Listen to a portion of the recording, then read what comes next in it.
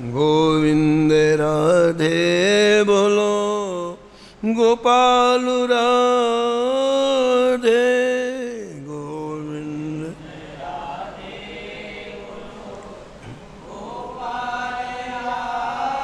राधे राधे गोविंद गोविंद राधे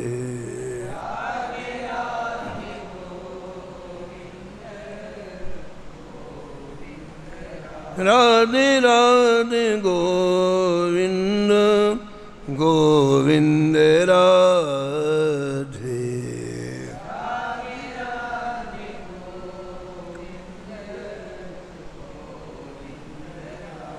राधे राधे गोविंद गोविंद राधे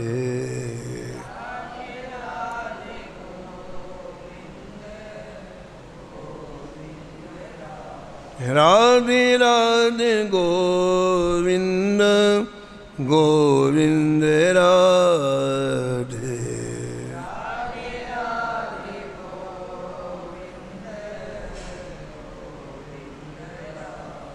श्री जानकी वल्लभ लाल की श्री मंगलमूर्ति हनुमान जी महाराज की सपरिकर श्री भक्तमाल जी की श्री स्वामी अग्रदास जी महाराज की श्री नाभाजी महाराज की श्री प्रियादास जी महाराज की सब संत भगवान की श्री वृंदावन धाम की श्री बांके बिहारी लाल की श्री यमुने महारानी की श्री महाराज जी की जय जय श्री राम।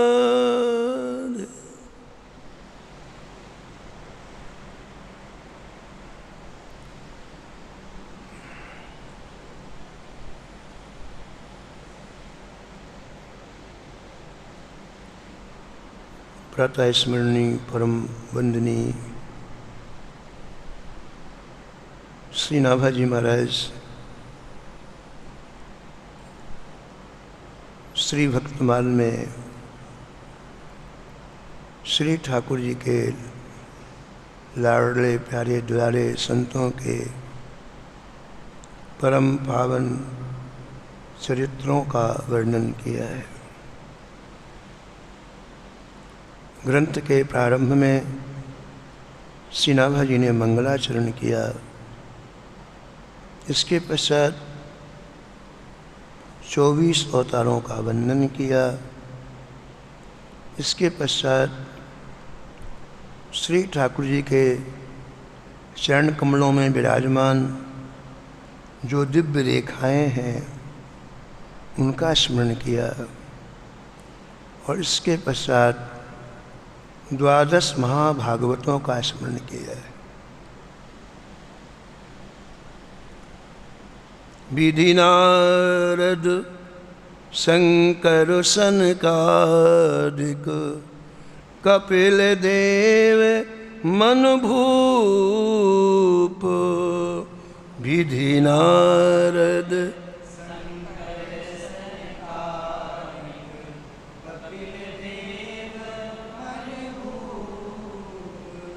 नर हरिदास जनक भीषम बलि सुख मुनि धर्म स्वरूप नर हरिदास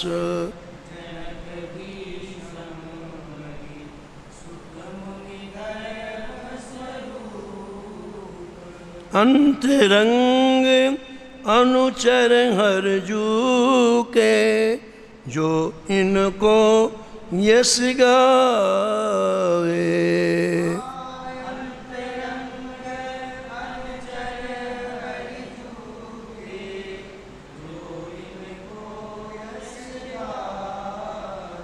आदि अंत लो मंगल तिनके श्रोता वक्ता पावे।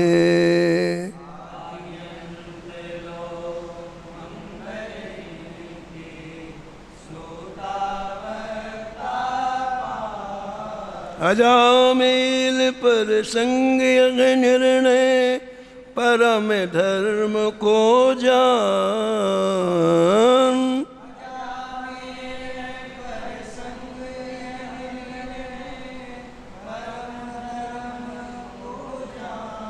इनकी कृपा और पुण्य समझे द्वादश भक्त प्रधान।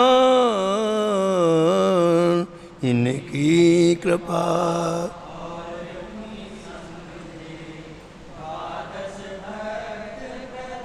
इनकी कृपा और पुण्य समझे द्वादश भक्त प्रधान। इनकी कृपा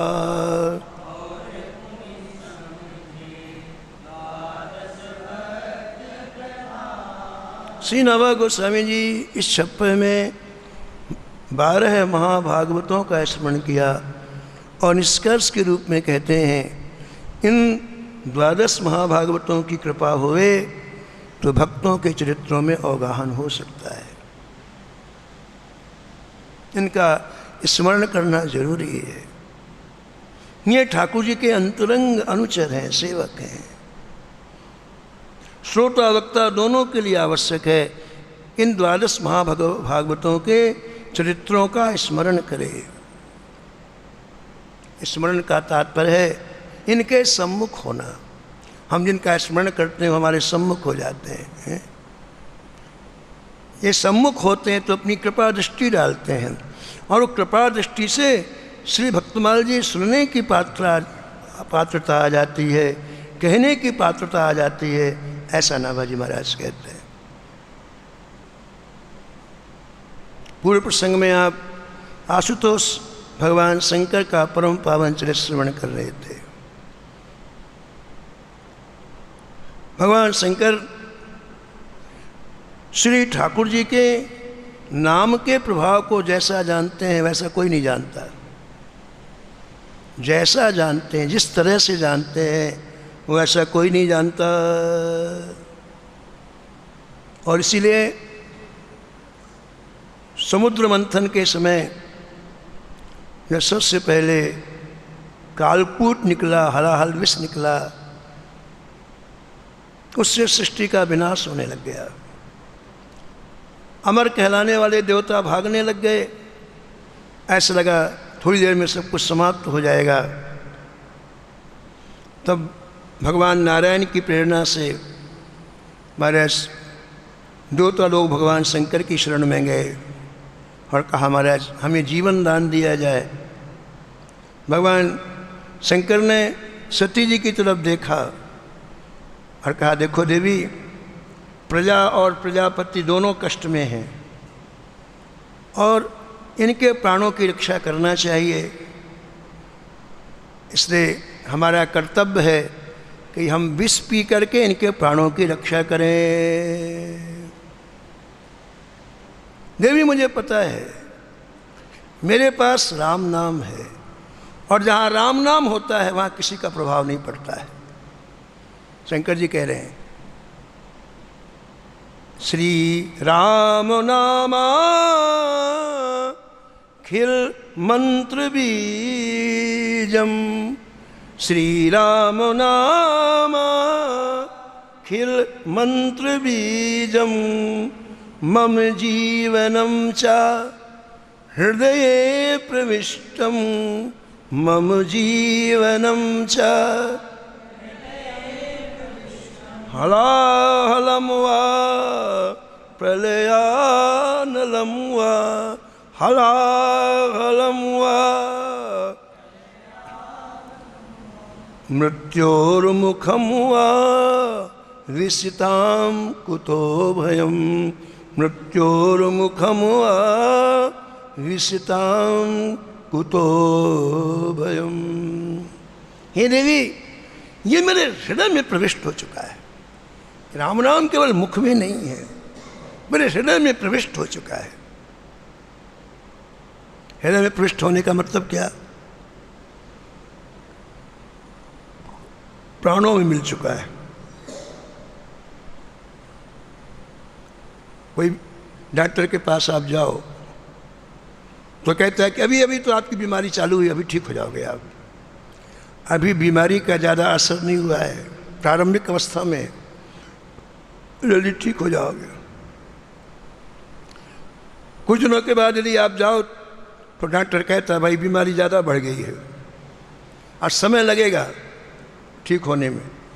और कुछ दिनों के और बाद जाओ तो डॉक्टर कहता अब तुम्हारी बीमारी खून में मिल चुकी है, अब बेइलाज हो गया, लाइलाज, अब इलाज नहीं हो सकता। आपके रक्त में बीमारी मिल गई है, ब्लड में बीमारी मिल गई है, अब इलाज नहीं।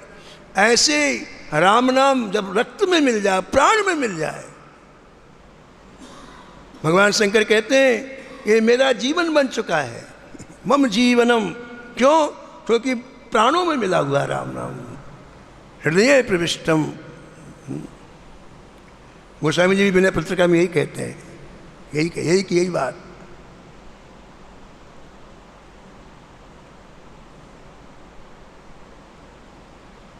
राम राम जप जिया सदा सानुराग रे, राम राम जप जिया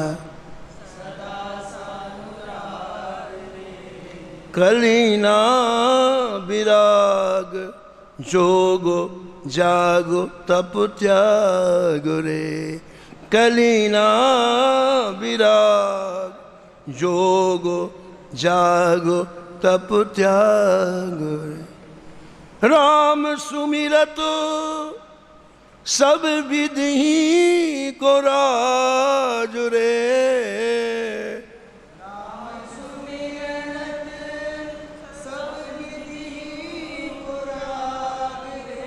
राम को विसार वो निषेध सरताज रे, राम को विसार वो। राम नाम महामणि फणी जगु जाल रे,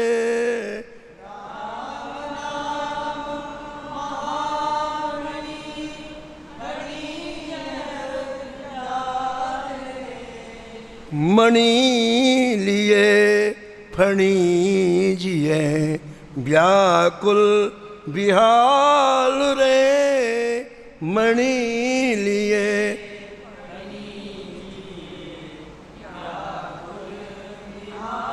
राम नाम काम तरु देत फल चार रे,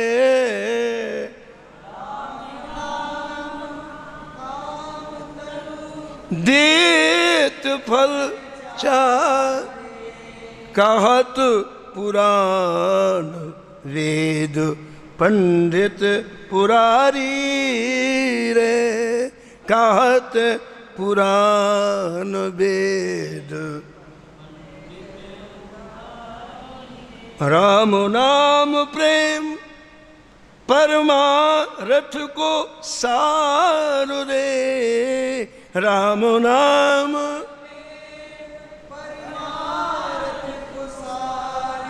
गोस्वामी जी की निष्ठा देखो आप। किसी का राम नाम में प्रेम हो जाए, कहते परमार्थ का सार मिल गया उसे, परमार्थ का भी एसेंस, परमार्थ का भी सार। राम नाम प्रेम परमार्थ को सार रे, राम नाम प्रेम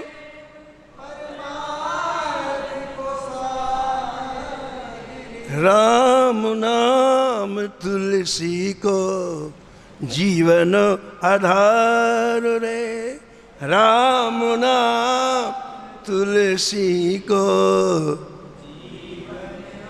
जीवन आधार रे, जीवन। वही भगवान शंकर सती जी से कह रहे हैं, श्री राम नामाखिल मंत्र बीजम मम जीवनम। गोस्वामी कहते मेरा जीवन है राम नाम। वही शंकर जी कहते हैं मम जीवनम, मेरा जीवन है। हे देवी, ये राम नाम समस्त मंत्रों का बीज है। सृष्टि में जितने मंत्र हैं उसका ये बीज है और मेरे हृदय में प्रविष्ट होकर के स्थित है। अब चाहे हलाहल विषपान करना हो, चाहे प्रलय की अग्निपान करना हो, और चाहे मृत्यु के मुख में क्यों न प्रवेश करना हो, अब भय किसी तरह का भी नहीं है, क्योंकि राम नाम है।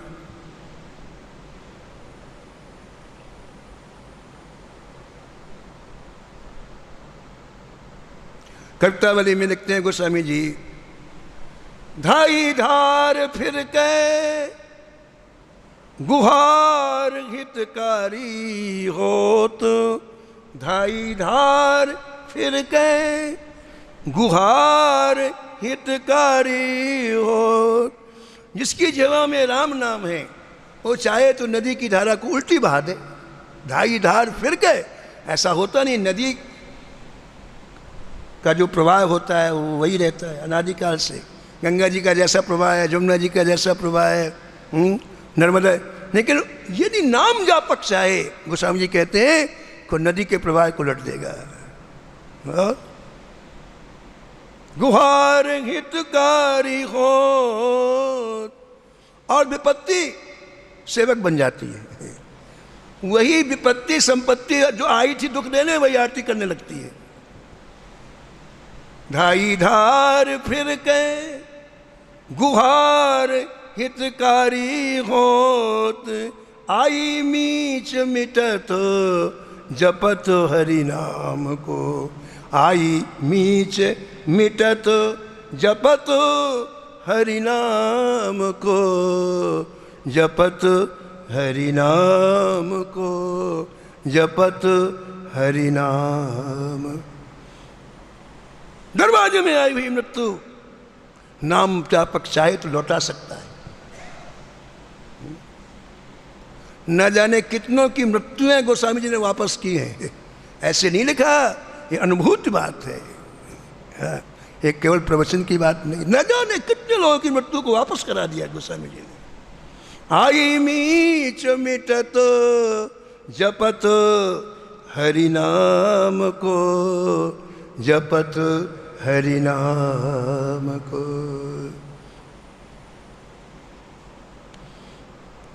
इसलिए देवी मैं इसको पीऊंगा, जीव मात्र के कल्याण के लिए पीऊंगा।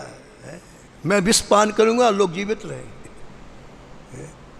और कहते हैं कि समस्त विष को आपने एकत्रित किया और रा कह करके मुख खोला, पूरा विष पान करके मुख में, और माँ कहा बंद हो गया। अभी कंठ तक ही विष आ पाया था, हलाल विष। आपको ऐसा मन में भाव आया, हृदय में सीताराम जी विराजे हैं, विष अंदर जाएगा तो सीताराम जी को कहीं कष्ट ना हो, यही रखो। गले में रख लिया, ना बाहर जाने दिया ना अंदर जाने दिया। संसार के प्रतिकूल परिस्थितियां ही हलाहल विष है जो प्रत्येक जीवन में आती हैं। इन प्रतिकूल परिस्थितियों को ना अंदर रखो ना बाहर रखो, यही रखो। श्री रूप गोस्वामी पाद ने भक्त प्रसाद सिंधु में लिखा है कि यदि आपको ज़्यादा शोक हो जाए किसी बात का, आप किसी बात का ज़्यादा चिंतन कर लें, फिर भजन नहीं कर सकते। उसको अंदर मत, उसको बाहर निकालोगे दूसरे को कष्ट, अंदर ले जाओगे तो भजन नहीं होगा। यही रखो, कंठ में रखो। पान कर लिया। जरत सकल सुर वृंद विषम गरल जेहि पान किया, तेहि न भजसी मन मंद को कृपाल शंकर सरिस, को कृपाल शंकर सरिस। भगवान शंकर प्रभु श्री राम जी से कहते हैं कि जय जय,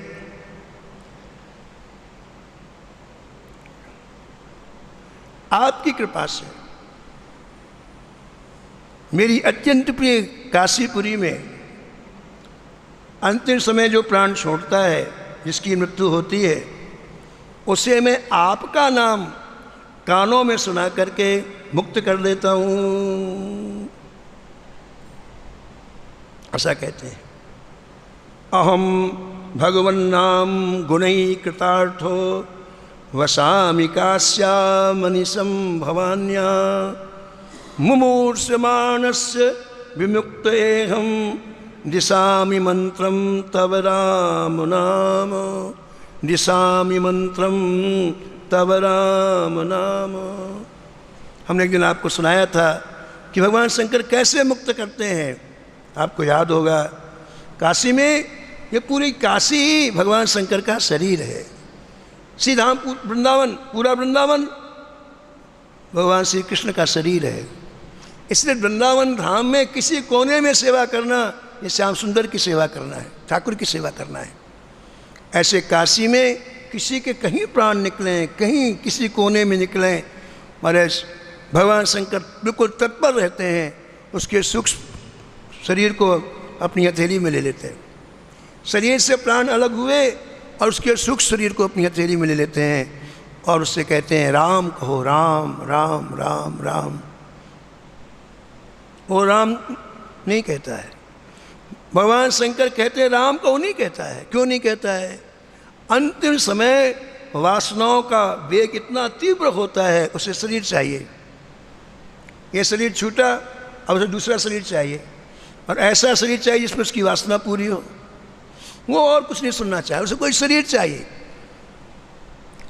भगवान शंकर की बात नहीं सुनता है। भगवान शंकर तीसरा नेत्र खोलते हैं। तीसरा नेत्र कौन सा नेत्र है? ज्ञान का नेत्र है। उस ज्ञान के नेत्र को खोलते तीव्र किरणें निकलती हैं। ये हथेली में जीवात्मा है और वो किरणें हथेली में पड़ती हैं। उसका जो वासनात्मक चिंतन है, उस सूक्ष्म शरीर में जो वासनात्मक प्रबलता है, उन किरणों से दग्ध होती है, जलता है। और जब जलता है तो घबरा के बोलता है राम और मुक्त हो जाता है। वो अच्छे मन से थोड़ी बोलता है, परबस्ता में बोलता है, मजबूरी में बोलता है।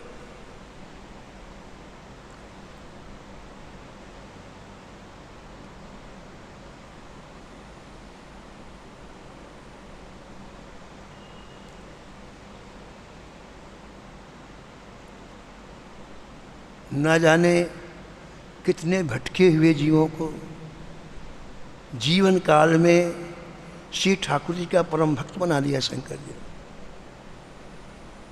हरिराम व्यास जी का चरित्र आया भक्तमाल जी में। परम विद्वान, बामन राजाओं के गुरु थे हरिराम व्यास जी। इतनी विद्वता थी, इतनी विद्वत, ऐसा कोई भी क्षेत्र नहीं था जिसमें चरमोत्कर्ष भी को प्राप्त न किया हो। ज्योतिष का इतना बड़ा ज्ञान था, 5 मिनट किसी राज दरबार में जाकर बैठते और तुरंत शिष्य बन जाता। ऐसे उस जमाने में आज से 500 वर्ष पहले बामन स्टेट के राजा इनके चरणों में नतमस्तक थे। ऐसे परम विद्वान। उनके मन में एक बार इच्छा हुई कि पूरे भारत में हम विजय प्राप्त करें और सब लोग हमें जाने कि हम भी कुछ हैं।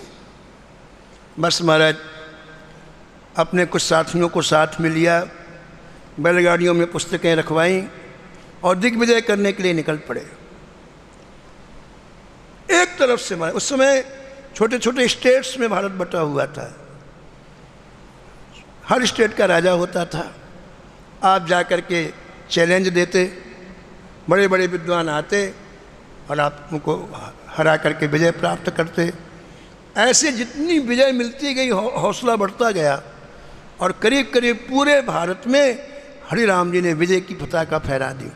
सब जगह विजय हासिल कर ली। अंत में विचार है कि भारत की ज्ञान की भूमि काशी है और जब तक काशी के विद्वानों को परास्त नहीं किया जाएगा तब तक सर्वविजयी हम घोषित नहीं होंगे।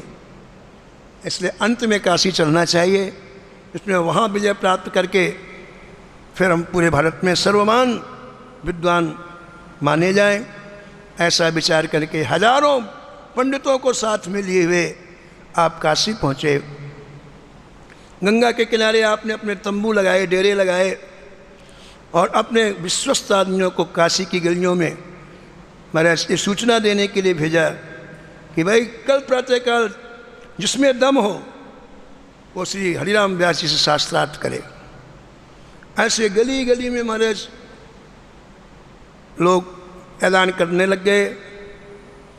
यद्यपि काशी विद्वानों की नगरी है, लेकिन महाराज इनकी विजय यश की पताका काशी पहले पहुंच चुकी थी कि महाराज बहुत बड़े विद्वान हैं और भारत में सब जगह विजय हासिल कर ली है। तो एक आया, कोई आया नहीं। दूसरी बात, सबने सोचा भाई ये काशी भगवान शंकर की नगरी है, हमारा हारना शंकर जी का हारना है, इसलिए भाई हाथ नहीं डालना चाहिए। हार ही गए तो शंकर जी का हारना है। तो किंग कर्तव्य विमूढ़ थे, कोई कुछ कर नहीं पा रहा था। उनके चैलेंज देने के बाद, घोषणा देने के बाद काशी से एक भी विद्वान उनके पास नहीं गया। तब भगवान शंकर ने सोचा हमको ही चलना चाहिए। वो शास्त्रार्थ करने नहीं गए, खोपड़ी ठीक करने गए। खोपड़ी बिगड़ता आदमी ऐसा सोचता है। कैसे गए? ओ महाराज 100 वर्ष के बुढ़े का रूप धारण करके, 100 वर्ष की आयु नहीं होगी, बिल्कुल कृष्काय तनु शरीर, बस घुटनों तक एक धोती लपेटे हुए, पूरा शरीर खुला हुआ, एक हाथ में लाठी। और कितने बजे गए? रात्रि में 12 बजे। सब लोग सो रहे थे, लेकिन वो नहीं सो रहे थे। शंकर जी को पता था कि सोने होने वाले नहीं हैं। रात्रि में उनका दरबार जमता था, उनके प्रशंसक करे क्या आपने वहाँ ये क्या बाजी मार दी, ये किया वो किया। रात्रि में 2 बजे तक दरबार चलता। तो 12 बजे पहुँचे शंकर जी। उनके टेंट के बाहर 4-6 लोग बैठे थे।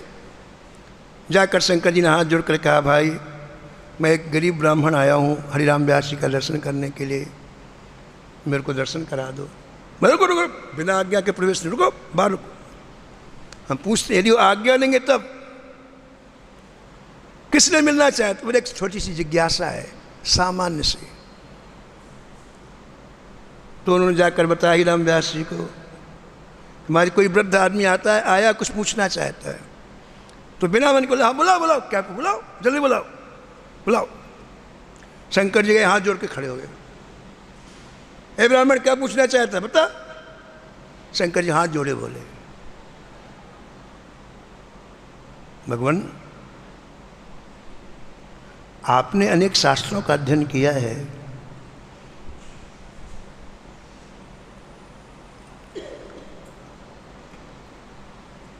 इन शास्त्रों का अध्ययन करने के बाद आपको क्या प्राप्त हुआ है,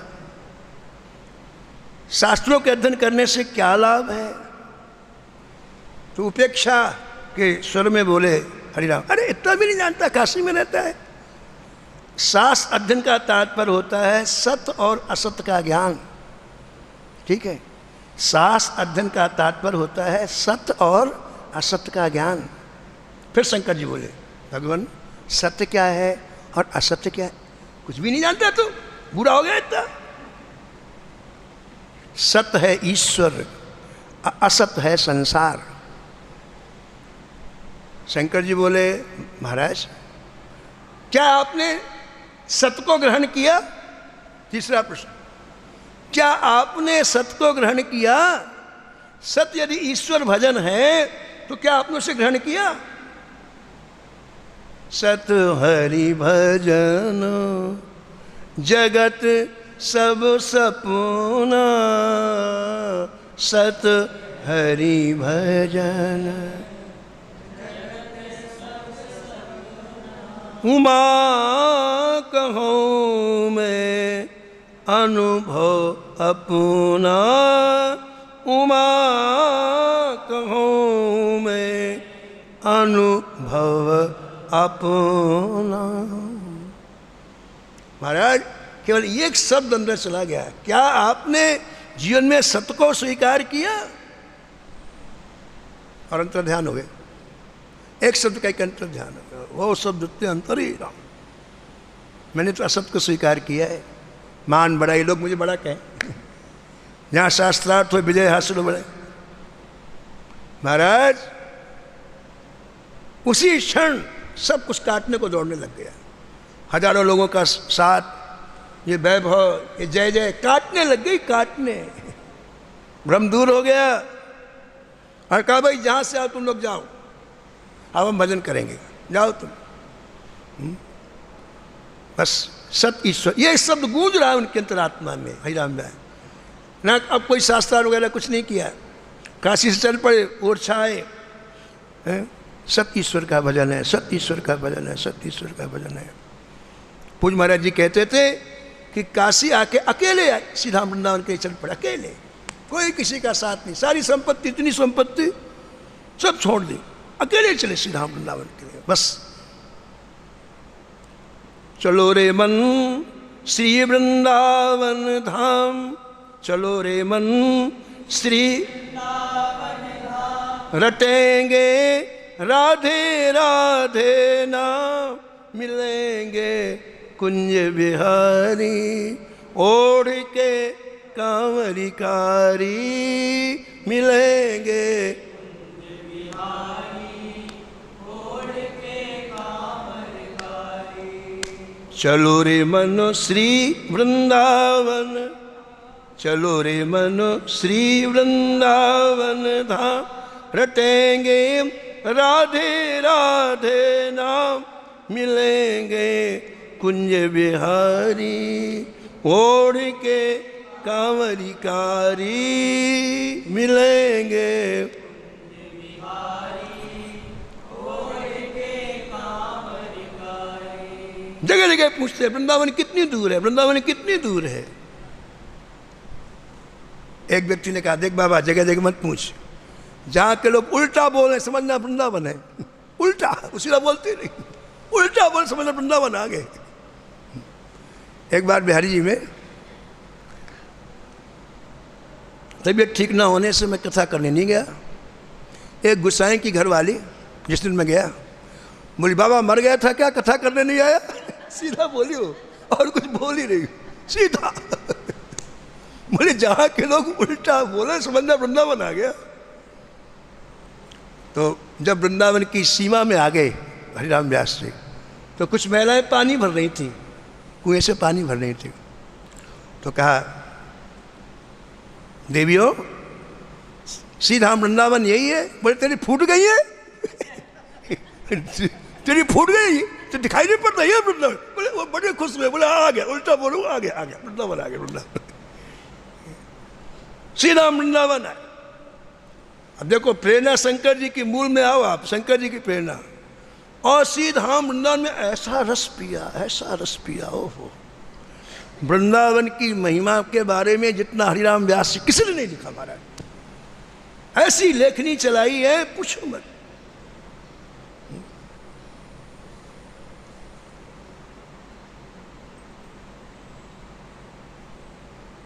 साचो धन वृंदावन भैया, साचो धन, साचो धन वृंदावन भैया,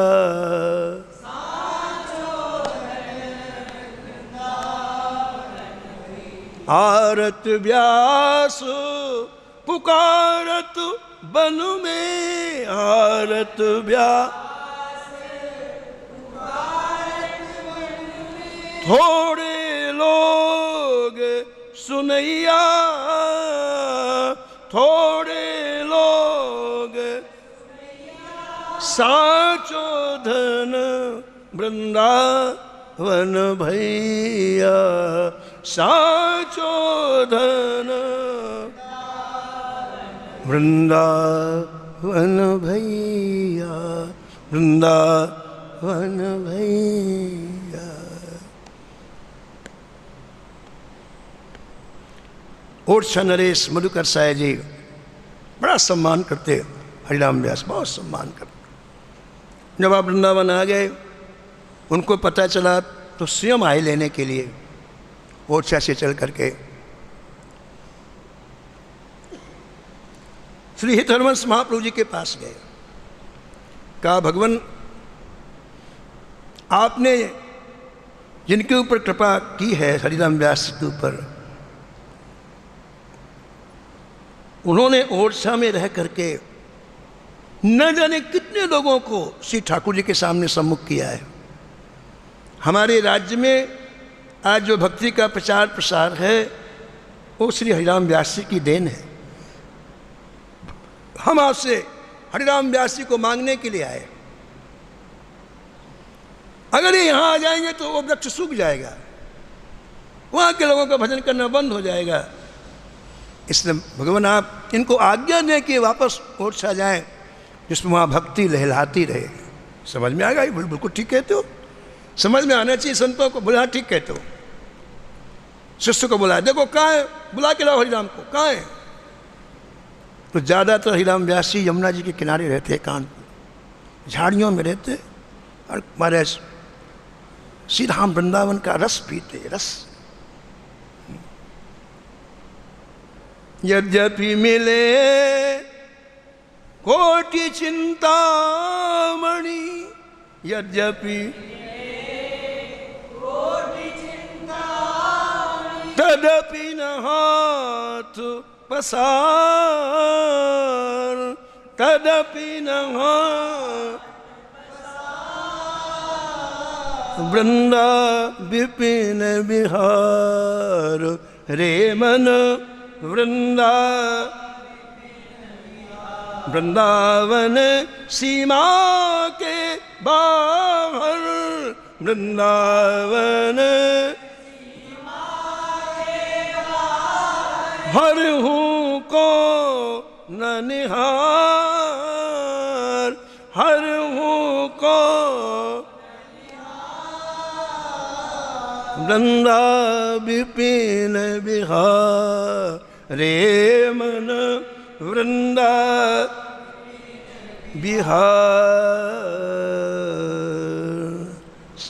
श्री हरिराम जी के पास श्री धर्मस महाप्रभु जी के सेवक गए, बोले जय जय आपको यहाँ से जाना होगा, गुरु जी निश्चय कर चुके हैं इसलिए बुलाया है।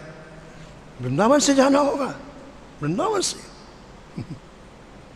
स्वामी जी कहते थे, परम पूज्य अनंत शिव स्वामी श्री रामकृष्ण दास जी महाराज, बोले धाम में जाना हाथी की सवारी, हाथी में बैठ के पहुँच, धाम यानी हाथी में बैठना इतना बड़ा सम्मान, और धाम से वापस अपने घर जाना गधे में बैठना, गधे में बैठना, है ना। अब क्या पसंद है आप सोच लें, हाथी की सवारी पसंद है कि गधे की सवारी पसंद है? तो जैसे व्यास जी के मन में ऐसी बात आई, सुनी उन्होंने कि गुरुजी वापस ओरछा भेजेंगे। ओहो, खूब रोए और यमुना जी किनारे जितने वृक्ष थे सबको छाती से लगा लगा कर, जरूर मेरे से कोई अपराध हो गया, तभी आप लोग मुझे वृंदावन से भेज रहे हैं, नहीं तो गुरु जी के मन में आता ही नहीं। इतने ही नहीं माने, कोयला खिसके पूरे पूरे चेहरे में लगा, काला कर लिया चेहरा। इसका भाव क्या है? धाम में आए तो मुख उज्जवल होना है, धाम में रहने वाला धाम में जाता है पक्का। अत प्रिय मोही यहाँ के वासी, अत प्रिय मोही मम धामुदा, मम धामुदा पुरी सुख राशि, मम धामुदा पुरी। धाम में रहने वाले धाम को जाते हैं और बाहर का कोई ठिकाना नहीं कि कहाँ जाते हैं, कोई ठिकाना नहीं। गोस्वामी जी ने बिना पत्रिका में लिखा, को जाने को जय है जमपुर, को जाने को सुरपुर पर धाम को सुरपुर तुलसी बहुत भलो लागत, तुलसी बहुत भलो लागत, जग जीवन राम गुलाम को, जग जीवन राम गुलाम को, गुलाम को गुलाम। काला कर दिया चेहरा, पूरा काला। अब उस शिष्य ने देखा ही हाल तो दौड़ के गुरुजी को कहा, गुरुजी वो तो इतना भयंकर रो रहे हैं, मैंने कहा कि गुरुजी ने बुलाया है, राजा लेने के लिए आया है और बहुत रो रहे हैं, पूरा चेहरा कोयले से काला कर रखा है। अरे इतना धाम से लगा इसको, धाम में इसकी इतनी प्रियता, बुला बुला बुला। जैसे आए कहा, हरिराम तुम्हारा धाम में इतना लगाव है, हम आशीर्वाद देते हैं, धाम की सबसे बड़ी कृपा तुम्हारे ऊपर होगी, जाना पाना छोड़ो। मतलब बेटी का विवाह हुआ, बेटी उनकी आ गई थी, बाद में मोर्चा से बेटी का विवाह हुआ, हाथरस वहाँ हरिराम व्यास जी बेटी का विवाह हो गया। विवाह होने के बाद विदाई होना था, तो बेटी पिता वो चक्कर में नहीं पड़े कि विवाह, क्या विवाह कर दिया, उनके बेटे थे, सब विवाह हो गया। तो बेटी प्रणाम करने के लिए गई, प्रणाम करने के लिए, अब जा रही हूँ, तो भजन कर रहे थे, अपना नाम लेके कहा कि मैं प्रणाम कर रही हूँ। तो हरिराम व्यास जी ऐसे बैठे थे, बेटी की तरफ पीठ कर लिया, इधर मुँह कर लिया, जिधर से बेटी प्रणाम कर उधर तो पीठ कर लिया, इधर मुँह कर लिया। अब बताओ उसको कितना बुरा लगा अंदर से कि मैं जा रही हूँ, और पिताजी ने बोलना तो ठीक है, पीठ और कर ली। तो कहा, पिताजी मेरे से क्या गलती हो गई, मेरे से क्या अपराध हो गया, आप मेरा प्रणाम स्वीकार नहीं कर। हरिराम व्यास जी बोले, सीधा वृंदावन से जाने वाले का मैं मुख नहीं देखता हूँ, जो सीधा मेरा वो किसी काम का नहीं, उसका पतन होना ही है मैं मुख नहीं देखता। एक शब्द ने ये असर किया, बेटी ने सारे आभूषण उतार दिए, सब उतार दिए, कहा पिताजी मैं वृंदावन धाम से बाहर नहीं जाऊंगी, मैं यहीं रहूंगी। तो उपदेश में वृंदावन निष्ठा नहीं, उनके रोम रोम में वृंदावन निष्ठा थी। ये कहाँ से प्राप्त हुआ? आशुतोष भगवान शंकर की कृपा से। ऐसे न जाने कितने लोगों के हृदय में भक्ति रस का संचार किया। समय की मर्यादा में हम वाणी को यहीं विराम कर दो। श्री राम जय राम, जय जय राम।